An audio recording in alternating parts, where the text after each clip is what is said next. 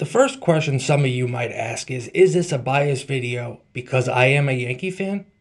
Well, I'm going to present you all the facts and let you make up your own decision. Is Andy Pettitte a Hall of Famer?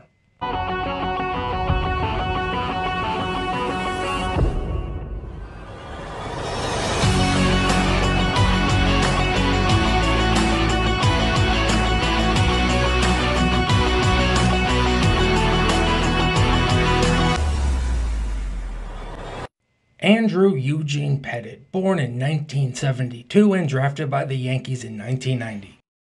Making his Major League debut in 1995, and in 1996 he finished third in the AL Rookie of the Year voting with 21 wins. Throughout baseball, a lot of people think of Andy Pettitte as an absolutely clutch performer in the World Series. Yes, that is true. But Andy also had a couple of clunkers. His overall World Series ERA is 4.06, not terrible, but not lights out either. The first game that comes to mind is Game 5 in 1996, when he went up against John Smoltz and pitched 8 1/3 innings with only one unearned run. And his opponent, John Smoltz, who was a Hall of Famer, claimed that that game was the greatest game he has personally ever pitched. Goes to show you how good Pettitte was that day. Pettitte's overall postseason numbers are 19 wins, 11 losses with an ERA of 3.81, and an entire handful of World Series rings with 5 to go along with it. In the 2001 ALCS, Andy Pettitte won the MVP, going 2-0 with a 2.51 against the Seattle Mariners. That was one of his most dominant series.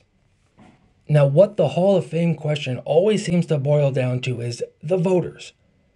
People might think fans are biased of their team, but the voters are the ones that are truly biased. If you ask people around baseball if Justin Verlander is a Hall of Famer, the majority of them will say yes, absolutely, 100%. When you compare his numbers with Andy Pettitte, I have to ask the question, why? Pettitte's career numbers are 256 wins, 153 losses with a career ERA of 3.85. 3 All-Star games, 5 World Series. Verlander, 244 wins, 133 losses, and a 3.24 ERA, 2 Cy Youngs, and an MVP, along with a World Championship in 2017. Keep in mind, though, Andy Pettitte pitched during the steroid era. Pitchers' ERAs were all inflated, yet he managed to keep his solid throughout his entire career. Even if you don't think Andy Pettitte is a Hall of Famer, here are his voting percentages over the last few years.